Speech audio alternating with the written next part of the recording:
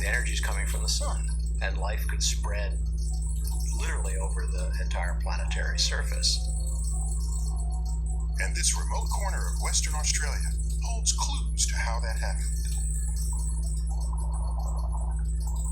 These domed structures, called stromatolites, are built up layer by layer over thousands of years by tiny microbes. These microbes may be similar to life forms that dominated our planet billions of years earlier.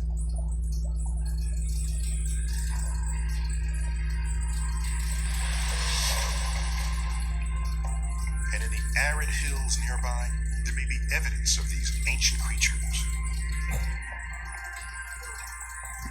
These rocks have remained unchanged for 3.5 billion years. Here, it's possible to walk on the surface of early Earth.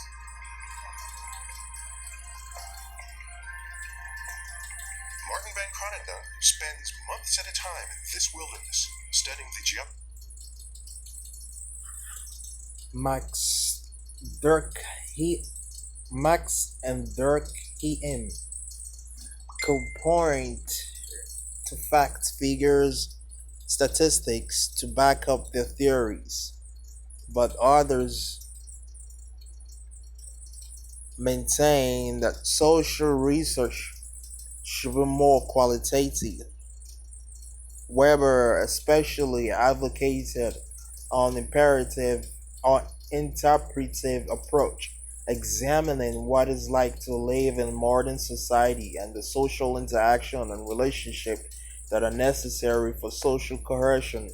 Although this viewpoint was initially dismissed by many as unscientific, sociology has become increasingly interpretive in later half of the 20th century, with a methodology that includes a combination of quantitative and qualitative research techniques. Social reforms. For many sociology is more than simply the objective study of society and the quest to analyze and describe social structures and systems. Sociological theories, like theories in natural science, have practical application and can be used to improve the society in which we live in. In the 19th century, Comte and Marx saw sociology as a way of understanding the workings of society in order to bring about social change. Marx famously said, "The philosophers have only interpreted the world in various ways. The point, however, is to change it." And his many followers, sociologists as well as political activists, have taken this to heart. Dirk Hem, Dirk Hem, who was now here near as political radical as Marx, made great effort to have sociology accepted as an academic discipline. To gain the approval of authorities, he had to demonstrate not only their subject scientific credential, but also its objective, especially in light of the political unrest that had existed in Europe for more than a century following the French Revolution. This somewhat ivory tower approach diverged from the real world dominated sociology for the first part of the 20th century, but as sociologists gradually adopt a more interpretive stance, they also advocate sociology as a tool of social reform. The function of sociology, as of every science, is to reveal that which is hidden. Pierre Bourdieu.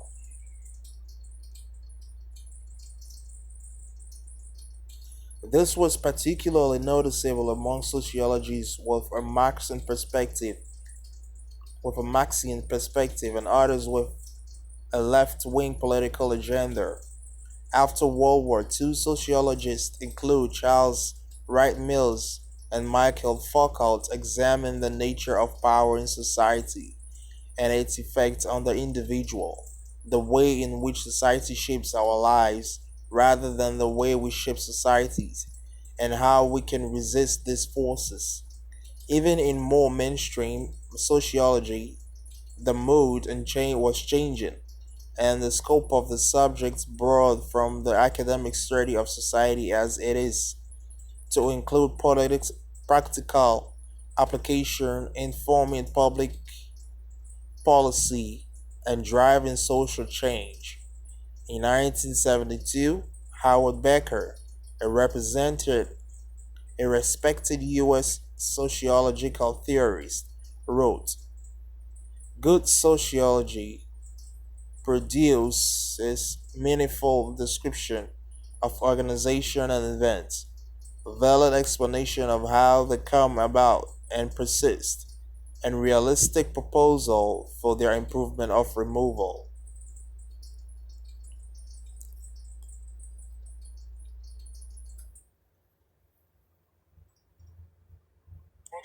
And producing maps.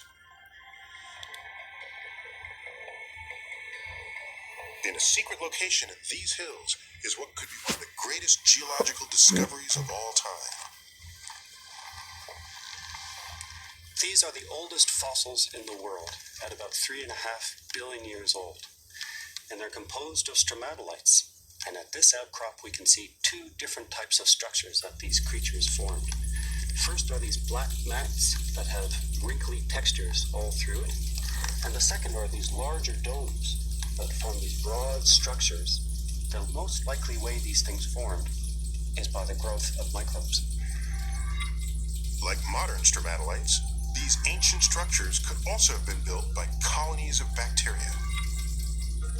And not far away are fossilized ripple marks, which suggest they might have grown in shallow water. And here you can see we've got a smaller structure that we call the Mickey Mouse ears, which is this beautiful doubly branching structure. And there's nothing else that we can think of which would make that except something that was growing on the bottom of the ocean. So perhaps the ancient stromatolites were formed by microbes like the ones that build these structures today.